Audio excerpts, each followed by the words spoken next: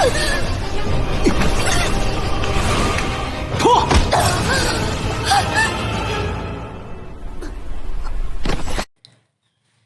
cerita Donghua Legendary Twins. Donghua ini menggambarkan kisah tentang sepasang saudara kembar yang merupakan master bela diri tangguh, dipisahkan sejak lahir dan dibesarkan di pihak yang berlawanan. Wih, saudara kembar kok musuhan. Keren nih kayaknya ya. Yuk kita cari tahu endingnya seperti apa. Simak alur lengkapnya sampai akhir. Monggo!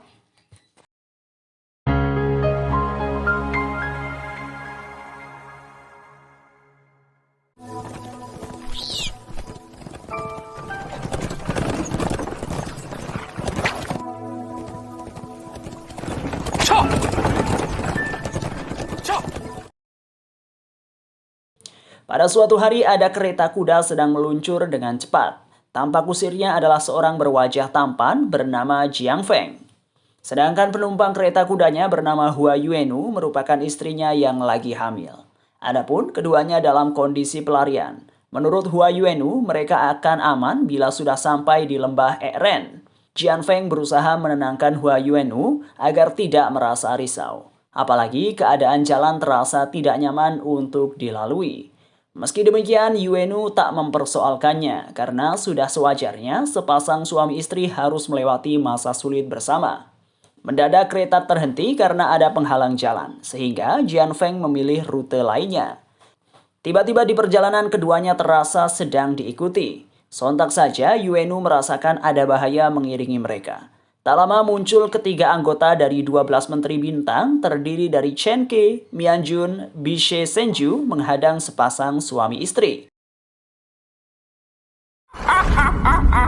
只怕是对王命冤呀！来者何人？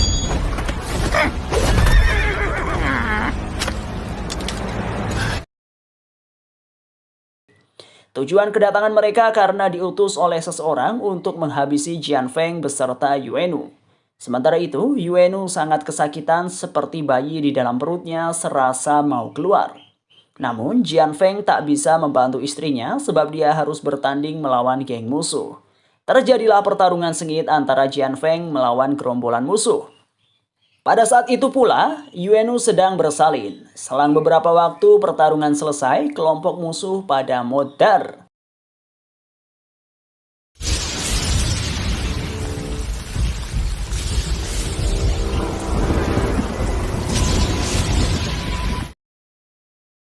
Adapun Jian Feng terluka parah berusaha mendekati Yuenu yang sudah skatmat.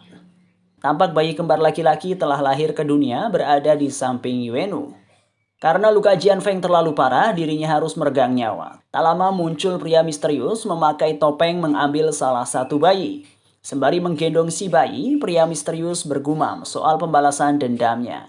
Sehingga dia berniat akan membesarkan si bayi untuk diadu domba sama saudara kembarnya. Agar perpecahan nantinya menghampiri saudara kembar tersebut. 还能偿还17年。 6 tahun kemudian terlihat suasana di lembah Eren, kemudian Dusha, salah satu dari 10 penjahat besar tiba di sana. Tiba-tiba berbagai macam jebakan menghampiri si Dusha. Namun dengan lihai Dusha mampu menepis semua serangan tersebut. Sementara itu Xiao Yu mencoba peruntungan, tetapi Dusha, sang ahli bisa mengetahui siasat Xiao Yu. Secepat kilat Dusha memberikan tendangan hingga Xiao Yu terhempas ke sungai. Lalu Xiao Yu berenang keluar dari air menemui Dusha dan meminta maaf atas kegagalannya melawan si paman. Lantas Dusha menanyakan soal berapa lama Xiao Yu menyiapkan penyerangan buatnya. Segera Xiao Yu menjawab sekitar 1 malam. Akan tetapi lain kali Xiao Yu berusaha akan mengalahkan Dusha. Sontak saja Dusha tak terima. Sebab musuh sesungguhnya tak akan memberi kesempatan kepada Xiao Yu. Makanya Dusha membawa Xiao Yu ke dekat gudang. Setibanya di sana, Dusha melempar tubuh Xiao Yu, lalu meletakkan pedang di sela-sela pintu gudang. Melihat tanda bahaya akan muncul, Xiao Yu bergegas pergi dengan niat membeli B2 buat Dusha. Namun, Dusha tak membiarkan Xiao Yu pergi. Segera Dusha memasukkan secara paksa Xiao Yu ke gudang. Tujuan Dusha agar Xiao Yu bisa membunuh B2 hutan. Ketika berada di dalam, Xiaoyu menjerit histeris, kemudian meminta tolong dirinya dikeluarkan dari sana. Akan tetapi Dusha tak peduli sama raungan Xiaoyu dan bergegas pergi dari sana.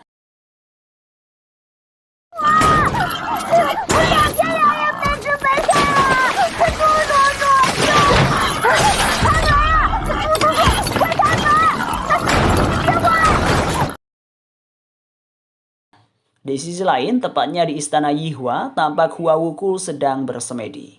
Mendadak, ada kelinci memasuki wilayah di sekitar Wuku. Sementara itu pelayan gemoy sangat panik, teman hewannya dipergoki sama majikannya. Lantas Wuku meminta pelayan memperlihatkan kelinci itu kepadanya. Setelah itu Wuku bertanya, bagaimana memegang kelinci secara benar. Segera Santi memperbaiki posisi tangan Wuku dan tak lama kelinci melompat dari gendongan Wuku dan pergi dari sana. Sesudah itu Wuku pergi ke kediaman ketua istana kedua bernama Lian Xing. Kemudian Lian Xing membaca saja sembari menunjukkan hidangan bunga plum kepada Wuku. Lantas Lian Xing meminta Wuku menyantapnya. Kemudian Wuku menuruti perintah Lian Xing. Tanpa sadar Wuku membalas perkataan gurunya si ketua utama bernama Yao Ye. Sontak saja, Wuku kaget gurunya ada di sana. Dalam kesempatan itu, Yao Ye menginfokan bahwa daging santapan Wuku adalah kelinci yang ditemui saat di ruang latihan. Mendengar kabar tersebut, Wuku merasa mual. Kemudian, Yao Ye meminta Lian Xing membuka tirai jendela untuk melihat pemandangan. 是你亲自抓的兔子。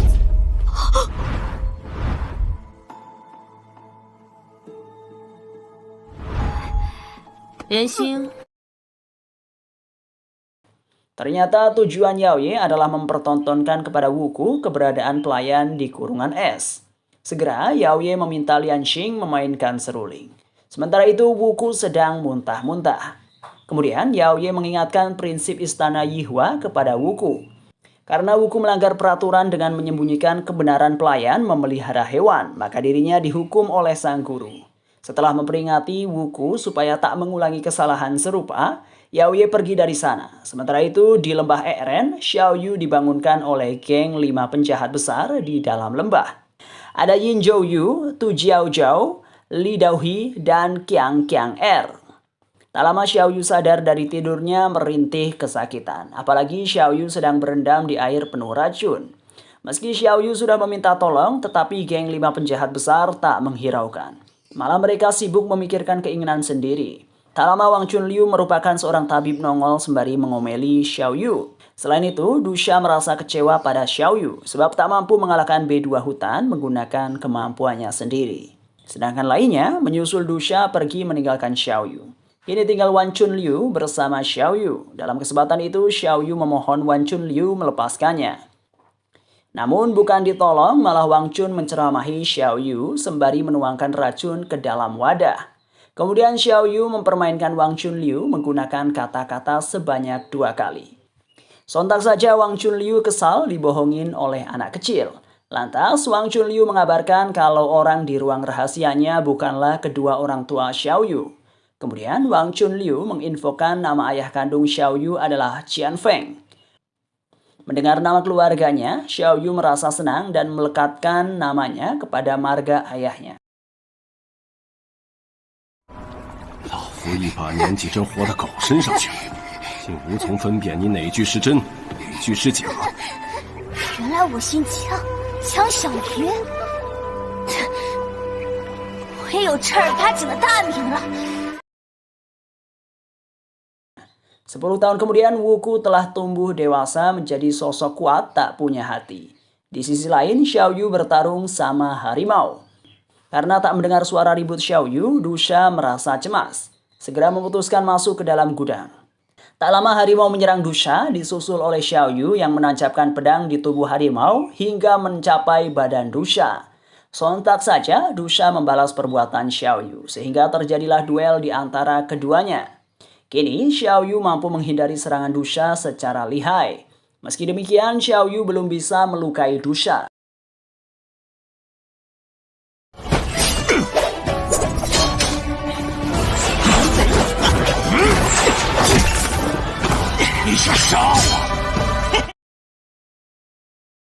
Sedangkan Yao Ye maupun Lian Xiang merasa takjub sama perkembangan Wuku. Sementara itu Xiao Yu lagi kejar-kejaran sama Dusha. Tak lama, Qiang ikut nimbrung. Sehingga terjadi pertarungan antara ketiganya. Kemudian Yin Zhouyu datang menghentikan keributan. Karena pertandingan selesai begitu saja, Xiao Yu merasa bosan. Kemudian Wang Chunliu memperingatkan Xiao Yu, jangan hanya bermain-main di lembah saja. Apalagi usia Xiao Yu telah beranjak dewasa. Sudah saatnya dia keluar dari lembah. Di lain sisi, Wuku mendapatkan perintah dari Yao Ye untuk turun gunung. Tujuannya melaksanakan tugas membasmi para penjahat di dunia luar. Sedangkan Xiao Yu protes tak mau keluar lembah. Lantas para paman dari geng 5 penjahat besar di dalam lembah berusaha membujuk Xiao Yu. Meski demikian, Xiao Yu tetap kekeh. Lalu geng paman penjahat berbicara soal Li Dahui. Akan tetapi cerita mereka belum jelas, terkesan merahasiakan. Mendadak Xiao Yu mengira kalau Li Dahui telah KO. Namun Wan Chunliu mengatakan Li Dahui sedang berendam di rumahnya. Segera Xiao Yu mencoba masuk ke dalam sembari meledek Li Dahui. Karena kesal, Li Dahui melempar gayung ke kepala Xiao Yu hingga terpental. Kemudian para paman penjahat mengatakan kisah galau Li Dahui dipukulin oleh 5 penjahat besar di luar lembah. Entah kenapa mendengar cerita 5 penjahat di luar lembah, Xiao Yu jadi bersemangat ingin mengetahui lebih lanjut. Lantas Qiang menginfokan siapa saja yang menjadi anggota 5 penjahat besar di luar lembah Eren. Terdiri dari 2 saudara Ouyang, Bai Xin, Xuan Yuan Sangwan, si penjudi jahat, Kuang Shi Tiezan, dan wanita gemoy mematikan Xiao Mimi. Bahkan, moto hidup mereka juga diterangkan. Sementara itu, Yao Ye menginfokan 5 penjahat di dalam lembah Eren, yaitu campuran manusia dan hantu, Jin Zhouyu, bukan pria atau wanita Tu Jiao Jiao, menyembunyikan pedang dalam tawa Qiang Qiang Er, tak suka makan kepala manusia Li Dazui, si pembunuh berdarah Dusha, ditambah 5 penjahat besar di luar lembah. Mereka semua disebut 10 penjahat besar legendaris. Tak lupa Yao Ye mengingatkan kemungkinan di antara mereka ada yang terlibat dalam kasus pembunuhan kedua orang tua Wuku. Sementara itu Xiao Yu mengatakan mengapa kelompok penjahat di lembah tak mau membalas dendam atas perlakuan mereka terhadap Li Dahui. Dalam kesempatan itu Wan Chunliu mengatakan mereka takut dipermalukan bila kalah melawan kelima penjahat besar di luar lembah. Sebenarnya tujuan geng penjahat membuat Xiao Yu merasa tertantang, sehingga keluar dari lembah secara sukarela. Pada akhirnya Xiao Yu setuju meninggalkan lembah Eren, kemudian Wang Chunliu memberikan bekal untuk Xiao Yu. Lantas Xiao Yu berpura-pura sedih berpisah dengan Dusha. Padahal Xiao Yu hanya ingin mengambil belati milik Dusha. Setelah mendapatkannya, Xiao Yu bergegas pergi sembari mengoceh kalau ia sangat bosan sama suasana di lembah. 杜叔叔，我舍不得你。要干什么？ 还能干嘛？当然是出去啦！这里我早就待腻。 Sementara itu Wuku pamit kepada Yao Ye, alhasil keduanya keluar dari zona nyaman mereka menuju dunia luar yang belum pernah dijajaki.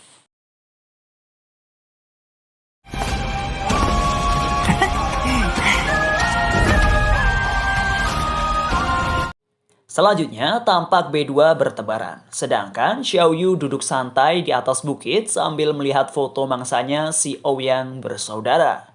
Karena kesal, Xiao Yu menyebut targetnya penyu bersaudara. Setelah itu, Xiao Yu masuk ke dalam pasar. Tampak suasana di sana sangat ramai. Lantas Xiao Yu melihat-lihat jualan yang dijajakan pedagang. Ketika Xiao Yu tertarik pada Gucci, malah dilarang menyentuhnya. Karena pedagang merasa Xiao Yu sangat kere dan tak mampu membeli barangnya. Alhasil, Xiao Yu didorong keluar barisan pembeli. Tiba-tiba, Xiao Yu ditabrak oleh Wuku, sehingga Xiao Yu merasa jengkel mengira Wuku bagian dari warga kota yang bersikap kasar.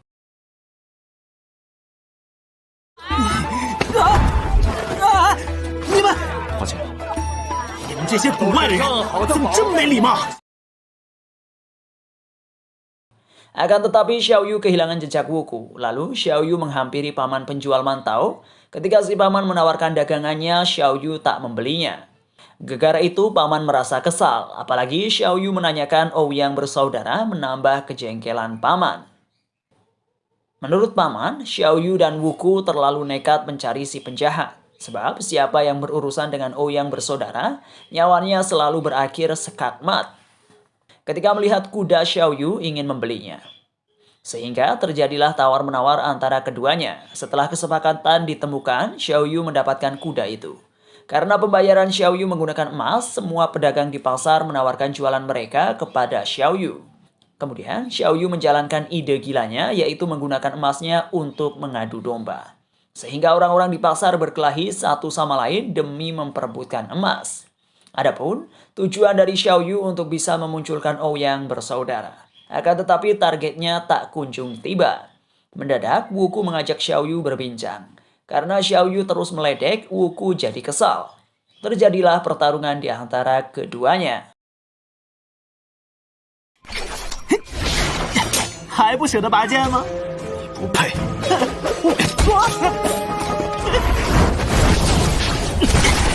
君子动口不动手。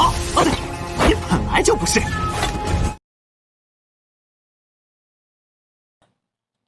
Gegara ulah nyeleneh Xiaoyu di pertandingan, Wuku tak konsentrasi.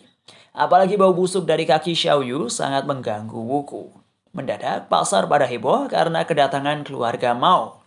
Semua orang di sana tak diizinkan meninggalkan pasar sebelum incaran geng Mao menampakkan batang hidungnya. Lantas, kelompok Mao meneriakkan nama Tia Xinlan sembari mengancam akan membunuh semua orang. Tak lama beberapa kuda menyerang Mao Gendut.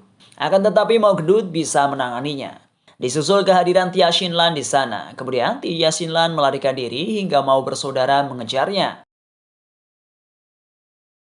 新兰在此，有种就跟我来！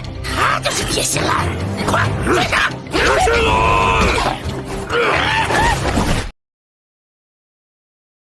Lalu Wuku dan Xiaoyu juga ikut dalam pengejaran. Setibanya di hutan, Mao bersaudara mengeroyok Tia Xinlan. Pada saat Tia Xinlan hampir meregang nyawa, dirinya berhasil meloloskan diri. Selanjutnya, Tia Xinlan masih bertarung dengan geng Mao. Secara membabi buta, kelompok Mao menyerang Tia Xinlan dari berbagai arah serta berbagai macam serangan.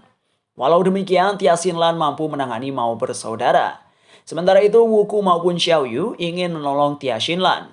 Namun mereka belum bergabung juga. Apalagi melihat sosok Tia Xinlan sangat tangguh, meski dikeroyok masih bisa bertahan, menyerang dan menghindar dari amukan Mao and the Gang. Karena tak kunjung memenangkan pertempuran, Mao dan kawan-kawan mengeluarkan jurus gabungan. Kali ini Tia Xinlan kesulitan menghadapi jurus tersebut. Ketika senjata hampir mengenai Tia Xinlan, dihalau oleh perempuan gemoy memakai cambuk sebagai senjatanya bernama Zhang King.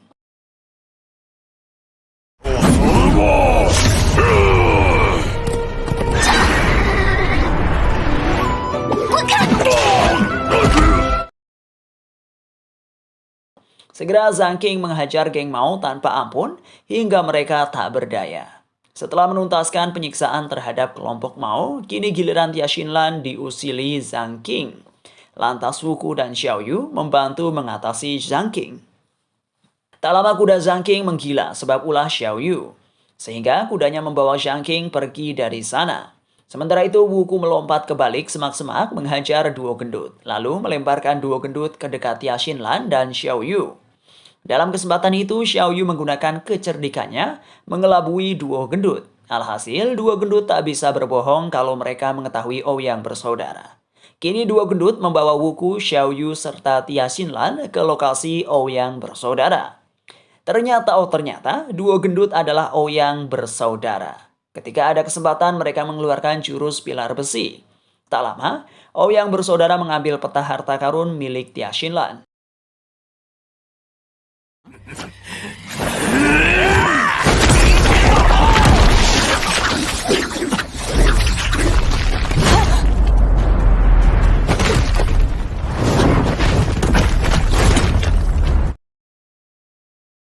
Setelah mendapatkannya, Ouyang bersaudara kabur dari sana. Sementara itu, Wuku dan Xiaoyu menemukan Tia Xinlan dalam kondisi luka parah. Segera, Wuku menyalurkan tenaga dalamnya mengobati Tia Xinlan. Ketika Tia Xinlan kembali pulih, dirinya langsung mengejar Ouyang bersaudara disusul oleh Xiaoyu beserta Wuku. Saat di jalan pinggir bukit mendadak terjadi goncangan sehingga Tia Xinlan terhempas dari kudanya. Begitu pula Xiao Yu, ketika Tia Xinlan terkena reruntuhan batu, Wuku berhasil menyelamatkannya. Melihat jurus tersebut, Tia Xinlan tahu bahwa Wuku berasal dari istana Yihua, sehingga Tia Xinlan bersedia berkenalan sama Wuku. Walau terjadi percekcokan antara Tia Xinlan dan Wuku, keduanya masih bersama menjalankan misi. Untuk memancing Tia Xinlan dan kawan-kawan, Xiao Yu membuat keributan. Alhasil, Tia Xinlan and the gang datang dengan sendirinya ke lokasi Xiao Yu. Setelah itu, Xiao Yu mulai berteriak memprovokasi Ouyang bersaudara. Karena tak tahan ocehan Xiao Yu, Ouyang bersaudara muncul di hadapan geng Xiao Yu. Selanjutnya, Ouyang bersaudara memancing geng Xiao Yu masuk ke kota mati. Ketika berada di dalam, Xiao Yu meledek moto Ouyang bersaudara. Mendadak lentera pada hidup, disusul kedatangan para zombie menyerang kelompok Xiao Yu. Kemudian geng Xiao Yu melawan para zombie, akan tetapi mulut zombie mengeluarkan racun, sehingga Xiao Yu memperingati kedua teman-temannya. 你们两个实在是唧唧歪歪，不如出手解决他们。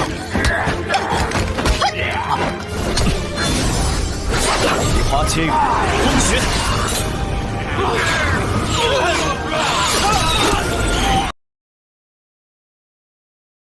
Tak lama muncul para pemanah, lalu Wuku mengeluarkan jurus pedang salju menghalau anak panah sekaligus menghajar para zombie. Meski demikian, geng zombie bangkit kembali.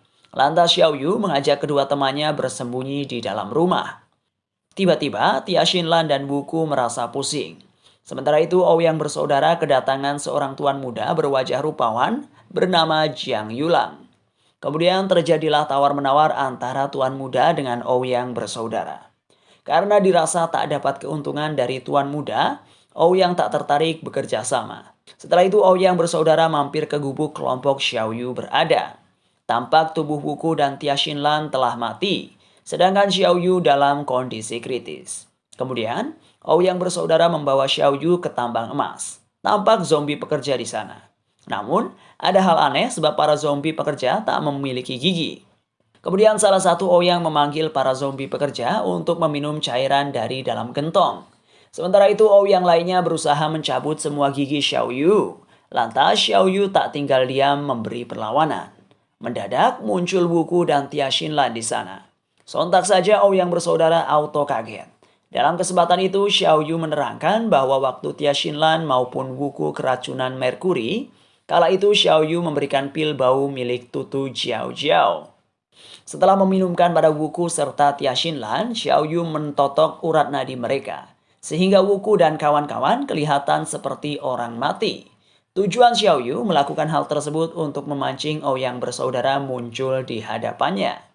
Sontak saja Ouyang bersaudara jengkel masuk dalam perangkap Xiao Yu. Kemudian geng Xiao Yu menyerang Ouyang bersaudara. 小圆，你干什么？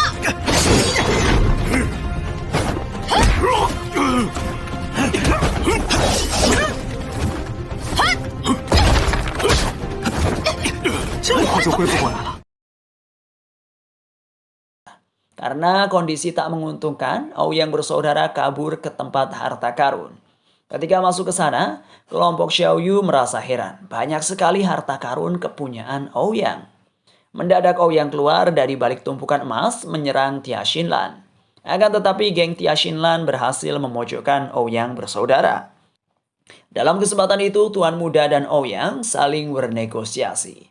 Sebab tak berpeluang menang, Ouyang bersaudara rela mengikuti kemauan Tuan Muda. Sehingga Tuan Muda menyerang geng Tia Xinlan menggunakan kipasnya. Hampir saja benda itu mengenai Tia Xinlan. Ketika melihat ciri-ciri Tuan Muda, Tia Xinlan tahu identitasnya bahwa musuh adalah putra dari pejuang besar Jiangnan.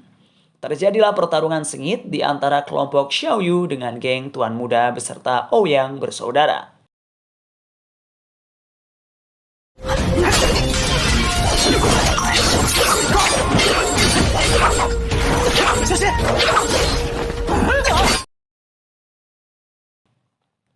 Kemudian Tuan Muda meminta Ouyang mengeluarkan jurusnya menyerang kelompok Xiao Yu. Setelah itu Tuan Muda mengarahkan senjata kepada Xiao Yu. Sembari meledek, Tuan Muda menggunakan jurusnya menghantam Xiao Yu.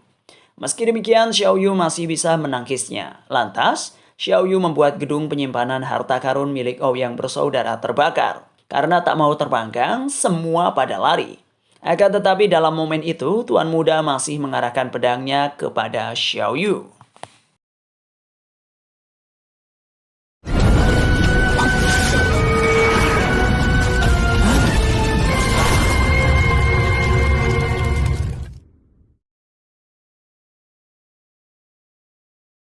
Selanjutnya, Xiao Yu berhasil menghindari tusukan Tuan Muda. Karena api semakin memenuhi gedung, Xiao Yu menggunakan teknik penyusutan tulang keluar dari lautan api. Tak lama, Tuan Muda juga berhasil selamat dari amukan si jago merah. Setelah itu, pertarungan geng Tuan Muda melawan kelompok Xiao Yu masih terus berlangsung sengit. Di antara mereka berusaha terus melawan. Tidak ada yang mengalah dalam pertandingan. Lantas, dengan kekuatan gabungan dari duo Ouyang ditambah Tuan Muda menjadi sangat sulit dikalahkan. Alhasil geng Xiao Yu terhempas hingga masuk ke dalam gubuk. Dalam kesempatan itu, Xiao Yu mengatakan idenya agar bisa melawan teknik gabungan musuh, yaitu memisahkan Tuan Muda dan duo Ouyang. Kemudian kelompok Xiao Yu keluar dari gubuk langsung mempraktekkan rencana mereka. Lantas, Tia Xinlan melawan Tuan Muda, sedangkan Xiao Yu ditemani Wuku bertanding sama duo Ouyang. Sementara itu, Tuan Muda memuji kecantikan Tia Xinlan sembari membogem perutnya. Alhasil, Tia Xinlan terluka lalu undur diri dari pertandingan.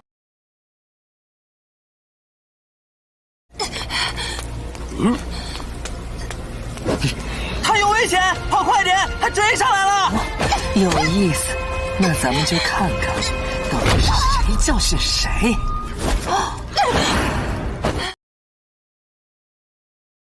Melihat Tian Xinlan pergi dari arena, salah satu Ouyang mengejarnya, hingga jurus gabungan Ouyang bersaudara terhenti. Ketika Tuan Muda menyadari kelicikan rencana geng Xiao Yu sudah terlambat, karena Ouyang telah berpisah.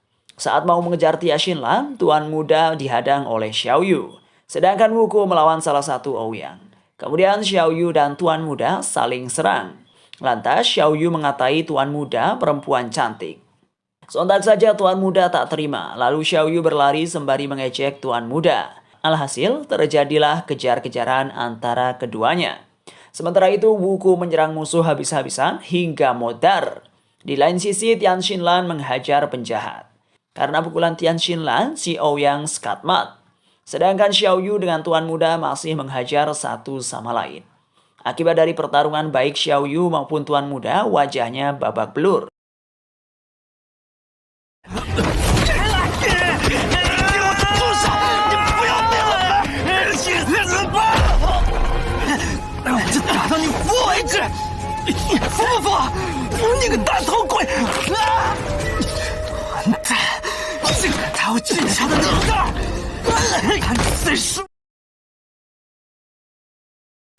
Lantas Xiao Yu mendorong Tuan Muda. Sontak saja Tuan Muda memukul punggung Xiao Yu secara bertubi-tubi. Meski demikian Xiao Yu tak gentar, terus membuat Tuan Muda terpojok hingga menabrak tembok. Walau terluka, Tuan Muda masih bisa menendang wajah Xiao Yu. Kini keduanya tampak kelelahan. Saat Tuan Muda mengarahkan pedangnya kepada Xiao Yu dihentikan oleh Wuku. Tampak Tian Xinlan telah berada di sana. Sekarang lengkaplah geng Xiao Yu. Karena situasi tak mendukung, Tuan Muda melemparkan bom asap lalu kabur dari sana. Keesokan harinya, Wuku mengomentari cara bertarung Xiao Yu hanya memakai trik. Tak ada pertarungan nyata. Sontak saja Xiao Yu tak terima. Alhasil keduanya saling ribut. Namun Tian Xinlan menenangkan Wuku maupun Xiao Yu. Kemudian Tian Xinlan mengatakan kalau Wuku dan Xiao Yu wajahnya sangat mirip. Menanggapi omongan Tian Xinlan, Xiao Yu serta Wuku tak mengakuinya. Meski sebenarnya mereka merasa wajahnya sangat mirip. Setelah itu Xiao Yu bertanya soal Dongxi milik Tian Xinlan. Lantas Tian Xinlan menerangkan bahwa Dongxi itu satu-satunya peninggalan ayahnya diwariskan dari temannya bernama Yan Tian. Katanya, Dongxi itu bukan hanya harta karun belaka, melainkan kitab berisi jurus pusaka.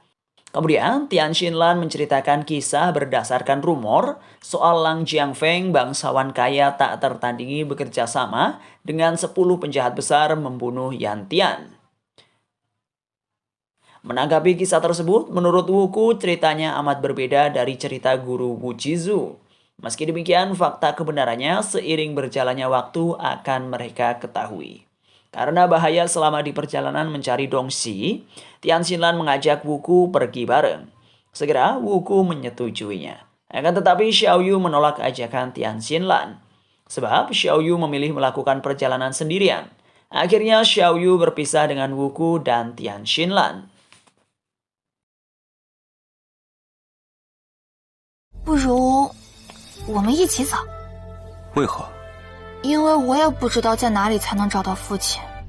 算了，跟你们这种好人一块走，太对不起我全家了。 好吧， 好自为之。 Selanjutnya, Xiaoyu tiba di lokasi, tetapi belum masuk ke dalam kediaman Murong. Tampak geng Wuku sampai di depan pintu. Saat penjaga bertanya soal undangan, Wuku dan kawan-kawan tak bisa memberikannya, sehingga penjaga melarang masuk. Akan tetapi kepala keluarga Murong mengenali sosok orang dari istana Yihua. Alhasil, geng Wuku dipersilahkan masuk. Sementara itu, Xiaoyu menyelinap masuk tanpa sadar berada di area kamar Ju Murong. Kemudian Xiaoyu mendengar kisah menarik dari pernikahan keluarga Murong. Di zaman Zhang Qing tak ingin Ju menikah. Apalagi bersama pria yang tak Ju cintai. Meski demikian, Ju tetap kekeh mau menikah. Kemudian Zhang Qing mengatakan dia akan menemukan Dongxi di mana ada kitab kungfu pusaka. Sehingga Ju tak perlu menikah. Akan tetapi Ju mengatakan Zhang Qing tak perlu mengurusi masalahnya. Karena tak ada titik temu, Zhang Qing pergi. Tak lama datanglah mantan kekasih Ju dan memohon agar wanita yang dicintainya membatalkan pernikahan. Meski mantannya memohon, Ju tak memperdulikannya. Kemudian Ju telah berada di aula pernikahan. Terlihat tamu undangan sudah berkumpul. Lantas kepala keluarga Murong mengucapkan kata sambutan. Tiba-tiba terjadi kegaduhan di pintu aula. Ternyata penjudi jahat muncul. Disusul kehadiran tuan muda, dan kini pesta perhiasan dihiasi kerusuhan.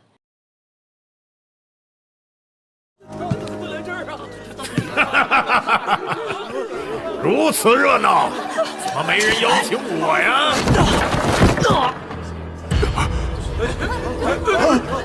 这是谁呀？谁这么大胆？ Sementara itu, Wuku ingin bertindak, tetapi ditahan oleh Xiaoyu. Lalu, Xiaoyu mempraktekkan semua kata-kata yang diutarakan oleh kepala keluarga Murong dan pencuri jahat.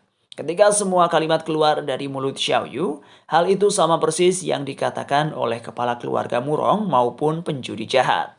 Sontak saja geng Wuku keheranan.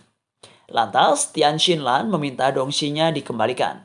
Menanggapi omongan itu, Xiaoyu mengabarkan dengan menghentikan pernikahan ini, Tian Xinlan tak akan diganggu lagi oleh Zhang Qing. Makanya, Tian Xinlan harus membuat kesepakatan sama Zhang Qing. Tak lupa pula, Xiaoyu menginfokan alasan Zhang Qing menginginkan Dongxi milik Tian Xinlan.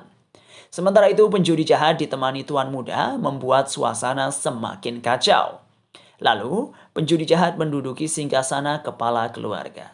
Dalam kesempatan itu, penjudi jahat berencana membuat seluruh anggota keluarga Murong bertaruh bersamanya. Adapun Zhang Qing mau menghajar penjudi jahat, namun dihalangi oleh Tian Xinlan.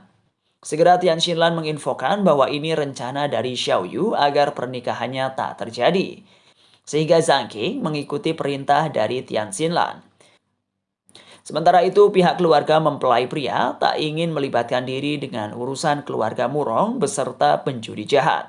Kemudian dimulailah pertaruhan menentukan jumlah undangan. Awalnya, kepala keluarga Murong dibantu oleh Ju memenangkan pertaruhan.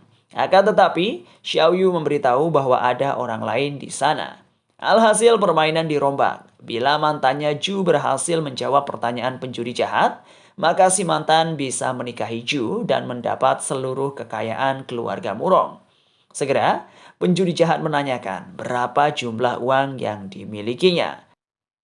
Lantas si mantan menjawab sesuai logika di mana penjudi tak memegang sepeser pun karena tak pernah memenangkan judi. Jawaban itu dibenarkan penjudi jahat sehingga mantan Ju pemenangnya. Karena tak terima, keluarga mempelai pria protes menyerang si mantan.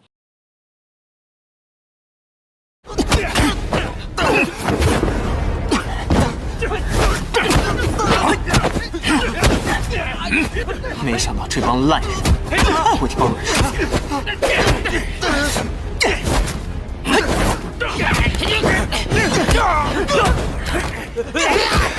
怎么都冲他去了？不应该是？ namun dihentikan oleh Zhu dan geng Wuchu. Sontak saja keluarga Zhu pergi dari sana dan membatalkan pernikahan. Selanjutnya, penjudi jahat menjumpai tuan muda mengatakan kalau dia adalah pemenangnya, karena sudah membuat seluruh keluarga Murong bertaruh dengannya. Sontak saja, Zhu amat kesal mendengar keluarga besarnya menjadi bahan permainan penjudi jahat. Sementara itu, tuan muda mengatakan kalau penjudi jahat belum menyelesaikan tugasnya. Sebab ada satu lagi keluarga Murong yang belum bertaruh dengan penjudi jahat. Segera, Xiao Yu mengatakan kalau wanita keluarga Murong telah menjadi milik mantannya Zhu. Jadi wanita tersebut bukan lagi bagian dari keluarga Murong, menandakan tuan muda kalah dalam permainan. Sontak saja, tuan muda kalang kabut dan kabur dari sana. Lantas, penjudi jahat tak membiarkan tuan muda pergi. Karena permainan telah usai, Wuku akan menjalankan aksinya membunuh penjudi jahat. Kemudian, Wuku menghadang penjudi jahat. Tak lama, Zhu dari keluarga Murong menyerang penjudi jahat. Akan tetapi Kung Fu Zhu masih kalah dibandingkan penjudi jahat sehingga Zhu kalah dalam pertarungan.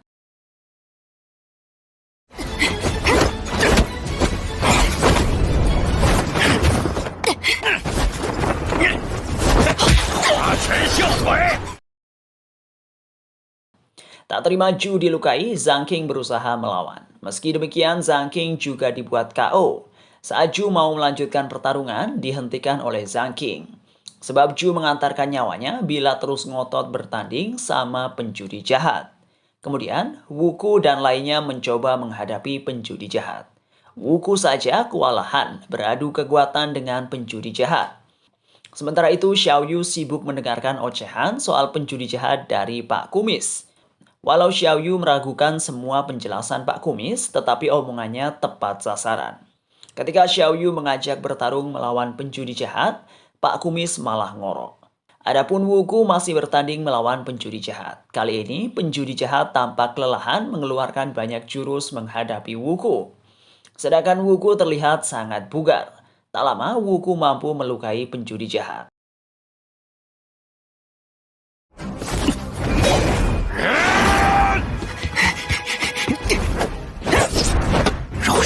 公子放弃防守，全部功立于一线的话。 Mengetahui penjudi jahat dalam kondisi terburuk, sebagian anggota keluarga Murong serta Pak Kumis memburu penjudi jahat. Berkat bantuan tuan muda, penjudi jahat lolos dari amukan. Kemudian, geng Wuku pamit undur diri untuk menyusul penjudi jahat. Xiao Yu juga pergi dari sana. Dalam kesempatan itu, kepala keluarga Murong menyerahkan kekuasaannya kepada Zhu. Setelah Zhu menjabat kepala desa, dia memerintahkan orang luar tak boleh terlibat dalam keluarga Murong. Sehingga Zhang King dan mantannya diusir dari sana. Sontak saja sang mantan merasa terluka dianggap orang asing oleh pujaan hatinya. Sementara itu Tian Xinlan terus mencari keberadaan Xiao Yu agar bisa mengambil kembali dongxinya. Sedangkan Xiao Yu menguping pembicaraan penjudi jahat dengan tuan muda. Karena tuan muda ngotot mengajak kerjasama, penjudi jahat membuat taruhan. Namun tuan muda gagal menjawab. Meski demikian, penjudi jahat tak berbuat jahat memilih pergi. Sebelum menjauh, penjudi jahat mengatakan dia berharap tak bertemu sama tuan muda lagi. Setelah itu, tuan muda merasa ada penguntit. Lantas, tuan muda mencoba memancing si penguntit. Kemudian Xiao Yu mengikuti kemana perginya tuan muda. Ketika tiba di suatu tempat, tuan muda menyerang Xiao Yu dan menghilang. 人呢？谁在哪儿？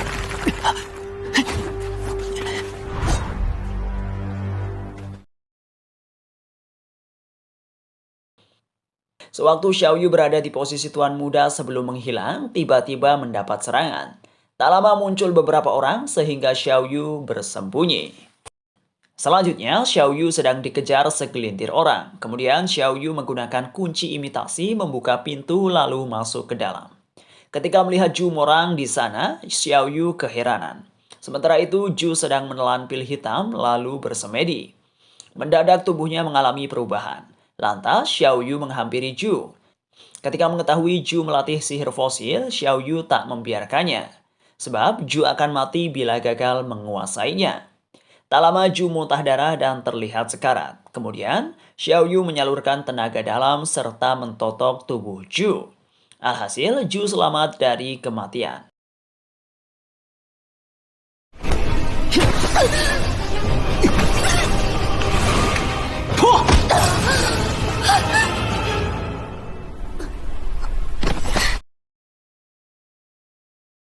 Dalam kesempatan itu, Xiao Yu menghancurkan semua prasasti berisi sihir fosil.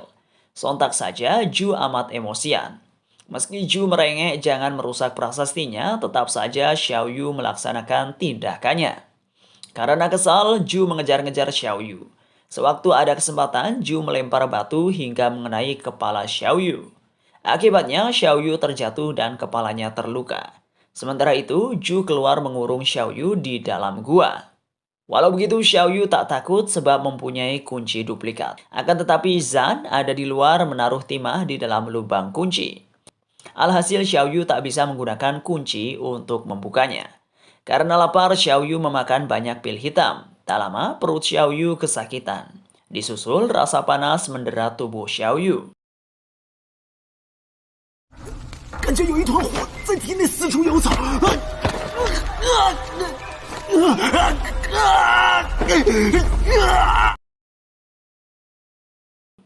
Segera Xiao Yu ke altar semedi untuk mendinginkan diri.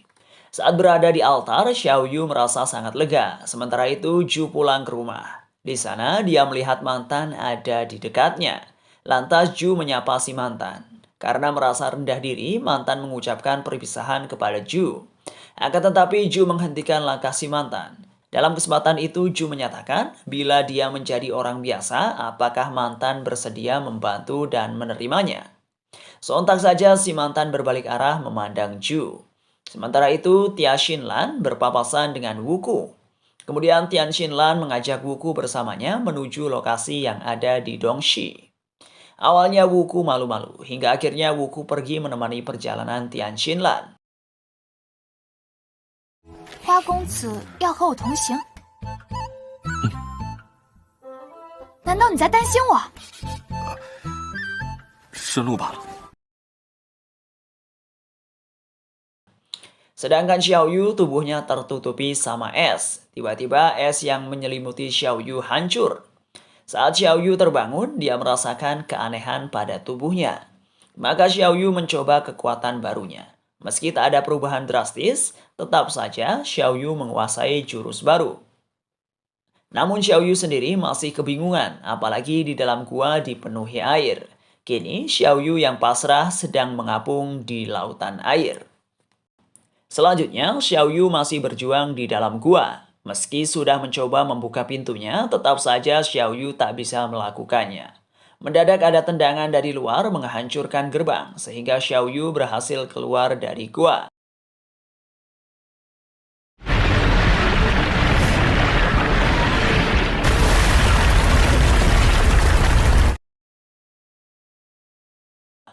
Sementara sekeliling Xiao Yu dipenuhi si jago merah. Kemudian, kedua orang aneh berasal dari anggota 12 Menteri Bintang menanyakan soal Tian Xinlan kepada Xiao Yu. Bahkan mereka membakar villa keluarga Murong hanya demi menemukan Tian Xinlan. Namun, usaha kedua orang aneh gagal. Kemudian Xiao Yu berada di genggaman si Poi, berhasil lolos menggunakan teknik penyusut tulang milik Tutu. Tak hanya sampai di situ, kala bertarung melawan dua makhluk aneh, Xiao Yu menggunakan semua jurus milik kelima penjahat besar di lembah Eren secara bergantian. Sontak saja musuh merasa panik dan menanyakan identitas Xiao Yu dengan orang di lembah Eren. Segera Xiao Yu menjelaskan bahwa ia tinggal dan dibesarkan kelima penjahat di lembah Eren. Alhasil dua aneh tak mau mencari masalah kepada Xiao Yu. Dalam kesempatan itu, Xiao Yu mencoba peruntungan dengan memanfaatkan duo aneh. Sehingga Xiao Yu mengatakan kalau Tia Xinlan pergi ke Gunung Emei. Meski demikian, tak serta-merta dua aneh percaya pada Xiao Yu. Lantas bertanya alasan Xiao Yu memberitahu mereka. Lalu Xiao Yu mengatakan kalau dia ingin menggunakan duo aneh untuk membantunya. Walau Gunung Emei amat luas, Xiao Yu memastikan bila bersamanya, di mana Tian Xinlan akan ditemukan olehnya. Alhasil dua aneh menyetujui menemani Xiao Yu di perjalanan. Segera, Popoi meminta Xiao Yu naik ke punggungnya. Di sisi lain, perjalanan geng Wuku diselangi sama pertunjukan pengeroyokan Zan oleh trio Kwek Kwek.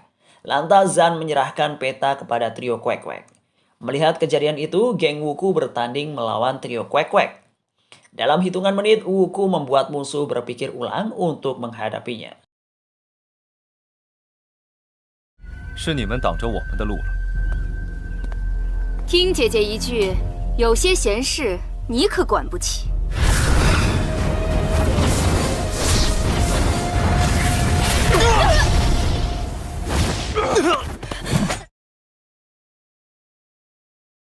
Sebagai ungkapan terima kasih, Zan memberikan Dongxi kepada geng Wuku. Sontak saja, Tian Xinlan amat kesal. Dongxi miliknya ada di tangan Zan. Segera, Zan mengatakan kalau Dongxi itu diperoleh dari Xiao Yu. Dalam kesempatan itu, Zan mengadu domba antara Xiao Yu dengan geng Wuku. Meski demikian, Wuku tak terpengaruh sama omongan Zan. Tak lupa, Wuku mengingatkan Tian Xinlan sosok Xiao Yu. Walau Xiao Yu si bocah nakal, tetapi tak akan menjual sesuatu demi uang. Karena merasa terpojok, Zan menggunakan bom asap kabur dari sana. Di lain sisi, Xiao Yu ditemani dua aneh masuk ke kota. Entah kenapa Xiao Yu tertarik masuk ke kedai teh ketika melihat pendongeng menceritakan kisah Ouyang bersaudara.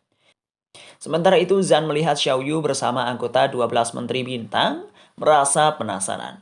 Lantas Zan berpura-pura menjadi teman dekat Xiao Yu yang telah lama tak bersua. Melihat gelagat Zan, Xiao Yu mengikuti alur permainan, sehingga Xiao Yu bersikap akrab sama Zan. Kemudian dua aneh melakukan tindakan penyiksaan terhadap Xiao Yu. Bahkan dua aneh meminumkan racun. Karena Zan mengetahui tindak tanduk dari Xiao Yu, dia tahu dalam situasi sulit, Xiao Yu mampu menipu musuhnya. 长水出十三，鹤顶红，千几毒。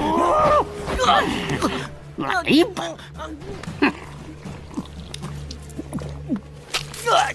我的肚子好疼，好疼！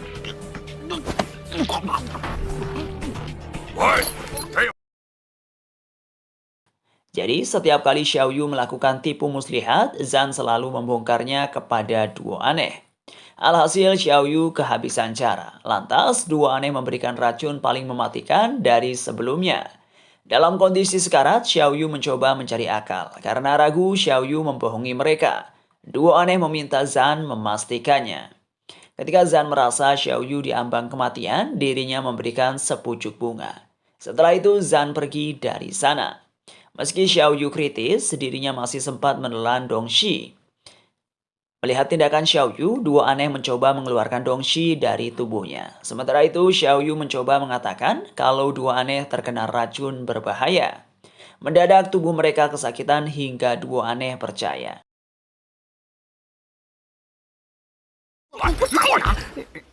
少少爷，你可千万别死啊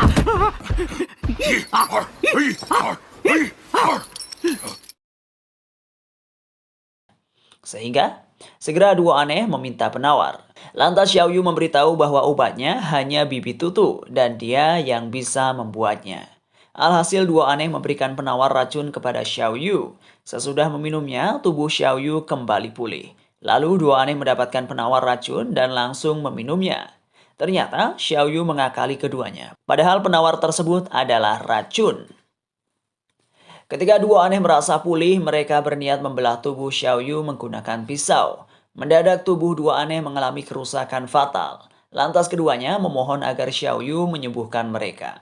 Akan tetapi Xiao Yu tak bergeming. Sedangkan dua aneh di dalam gubuk telah modar.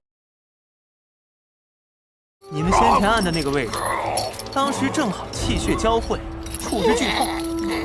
等气血流过之后，对了，那毒药的名字就叫天诛地狱。Setelah keluar dari lubang harimau, Xiao Yu masuk ke lubang ular. Kini Xiao Yu berada dalam genggaman Shio ular. Karena kehilangan jejak Zan, Xiao Yu berakting dengan menyerang Tian Xinlan. Setelah itu muncul Wuku di sana mengatakan Zan tak ditemukan. Segera Xiao Yu mengajak bertarung beneran sama Wuku guna menarik Zan ke tempat mereka. Akhirnya Zan terpancing keluar. Melihat Zan berada di dekat mereka, geng Xiao Yu langsung mengeroyok Zan. Karena situasi genting, Zan menghancurkan bukit hingga geng Xiao Yu jatuh ke jurang. 老子就是不好，人图利己。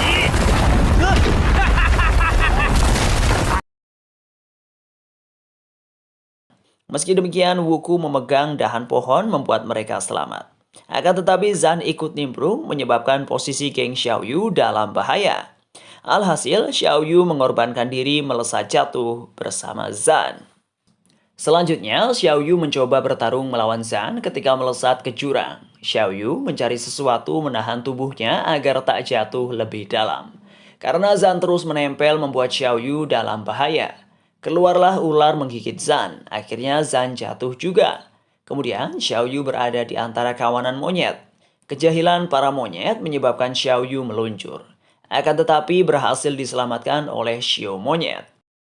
Setelah itu Xiao Yu mengajak Xiao Mimi terjun ke jurang. Tindakan Xiao Yu membuat Mimi kaget. Sebab dirinya tak menyangka Xiao Yu berbuat nekat.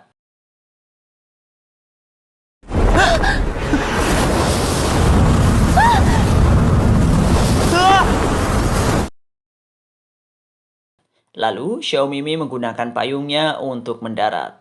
Setibanya di lokasi, Xiao Mimi mengajak Xiao Yu memasuki istananya.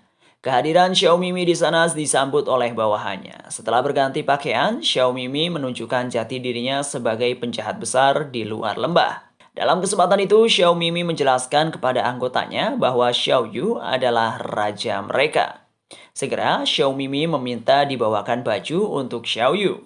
Ternyata orang yang mengantarkan pakaian adalah Tuan Muda. Kemudian Xiao Mimi mengatakan Tuan Muda hanya menyukai dunianya saja. Berharap ingin menguasai Xiao Mimi, Tuan Muda malah dijadikan bawahannya. Lantas Xiao Yu mengadu kepada Xiao Mimi soal tatapan Tuan Muda. Sontak saja Xiao Mimi menampar wajah Tuan Muda. Setelah adegan itu, Xiao Yu meminta semua orang pergi dari sana. 手疼不疼？吹吹。 手不疼，是心疼。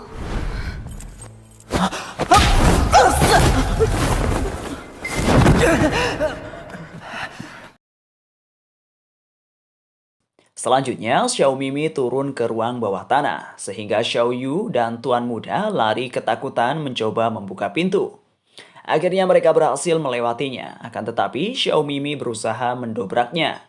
Kemudian keduanya mencoba membuka pintu lainnya. Ketika berada di suatu ruangan, Tuan Muda menemukan alat berisi jarum mematikan. Gunanya menyerang Xiao Yu bila diperlukan. Saat tiba di ruang berikutnya, Xiao Yu menemukan lembaran kertas. Kemudian Xiao Yu langsung mempraktekannya. Begitu juga dengan Tuan Muda. Namun belum sempat menguasainya, Xiao Yu sudah mencurinya. Sehingga Tuan Muda mengancam menggunakan alat jarum beracun. Namun Xiao Yu mengakalinya, mengatakan alat itu tak berisi jarum.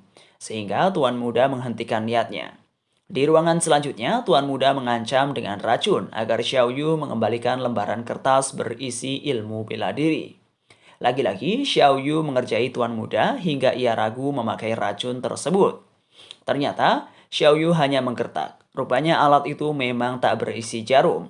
Alhasil, Tuan Muda sangat kesal. Ketika mencoba menyerang Xiao Yu, Tuan Muda dihentikan lagi oleh racun di tangan Xiao Yu. Alhasil, mau tak mau, Tuan Muda harus berteman baik sama Xiao Yu, si bocah banyak akal. Kemudian, Xiao Yu dan kawan-kawan masuk ke istana Li Jiangfeng. Ketika melihat sosok menawan Li Jiangfeng, membuat Tuan Muda terpesona. Akan tetapi, saat menyentuhnya, sosok Li Jiangfeng memudar di udara. 世间竟有此等角色啊！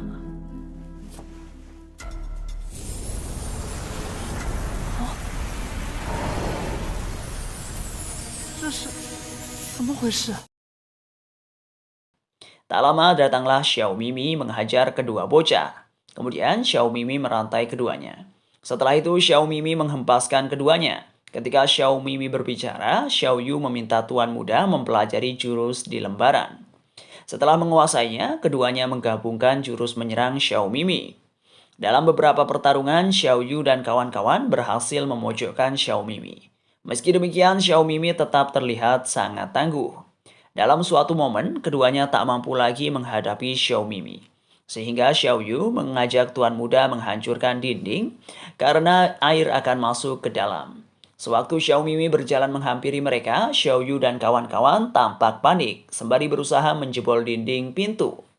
Usaha mereka tidak sia-sia. Setelah pintu hancur, air masuk ke dalam. Sontak saja Xiao Mimi panik karena dia tak bisa berenang.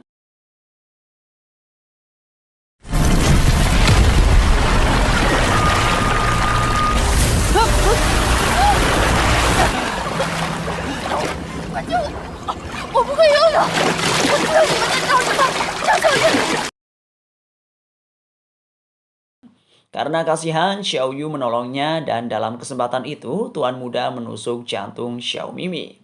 Sebelum modar, Xiao Mimi mengatakan, cantikan dia atau Li Jianfeng. Lantas Xiao Yu lebih memilih Xiao Mimi. Sementara itu, Tuan Muda kalang kabut, kitab jurusnya ditenggelamkan oleh Xiao Yu bersama mayat Xiao Mimi. Selanjutnya, Xiao Yu dan Tuan Muda berhasil keluar dari lautan air. Akan tetapi Tuan Muda masih merasa kesal karena Xiao Yu membiarkan kitab jurus hilang. Lantas Xiao Yu mencoba menenangkan bahwa semua jurus di kitab telah berada di ingatannya. Sehingga Tuan Muda membuat kesepakatan membawa Xiao Yu ke ruang perpustakaan keluarga untuk mencari info soal penjahat terbesar. Kemudian Xiao Yu ditemani Tuan Muda tiba di kota Jiangnan. Sesampainya di sana, keduanya langsung berhadapan sama Jiang Daxia. Lalu Tuan Muda menyapa ayahnya. Setibanya di rumah, Tuan Muda langsung dimarahi habis-habisan. Karena begitu emosi, Jiang Daxia melempar teh ke wajahnya Xiao Yu. Lantas Xiao Yu protes karena didikan Jiang Daxia terhadap anaknya. Melihat teh tersebut berada di mukanya Xiao Yu, Jiang Daxia meminta maaf. Kemudian Xiao Yu melepaskan borgolnya sembari mengatakan agar Tuan Muda membawanya berkeliling ke perpustakaan. Lalu sang ayah mengizinkan Tuan Muda menemani Xiao Yu.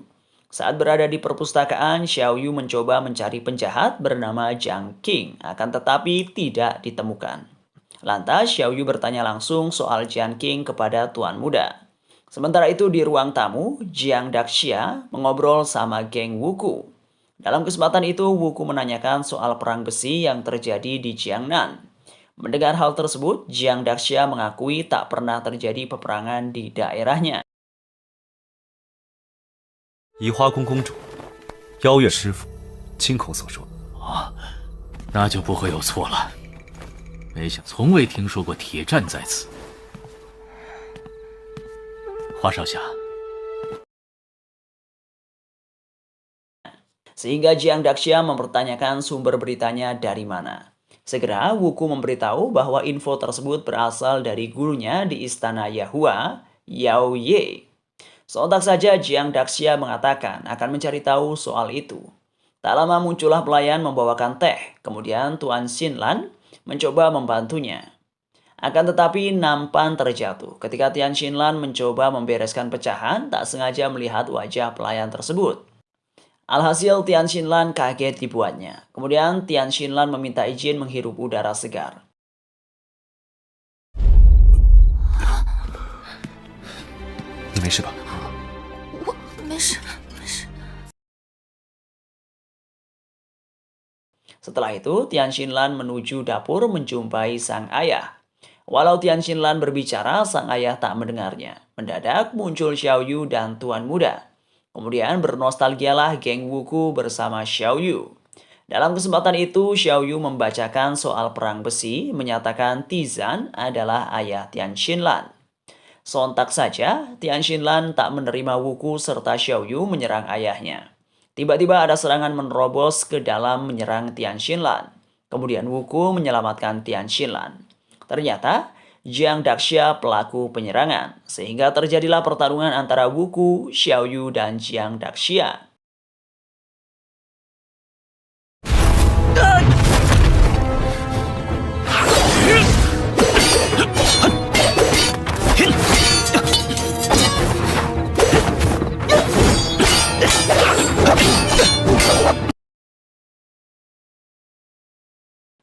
Di pertarungan tersebut, Wuku maupun Xiaoyu terluka, sehingga Jiang Daxia menghunuskan pedang ke arah Tian Xinlan.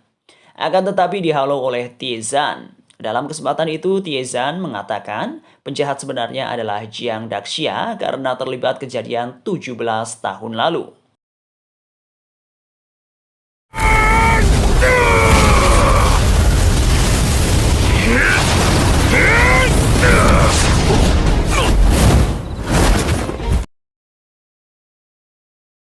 Sontak saja Xiaoyu merasa kalau Jiang Daxia terkait dengan kematian ayahnya.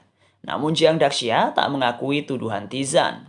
Kemudian, kedua MC kita dan lainnya memasang posisi menyerang. Sementara itu dari kejauhan Yao Ye memperhatikan pertandingan. Dan ceritanya pun berakhir sampai di sini. Film ini adalah sebuah animasi yang bagus, penuh dengan berbagai elemen mitologi Tiongkok. Karakternya juga sangat menarik dan gambarnya sangat indah. Dunia ilahi yang baru dan menarik yang sangat dirindukan orang. Menjungkir balikan budaya tradisional dan konservatif, serta membuat ceritanya dapat diterima oleh orang-orang yang lebih modern.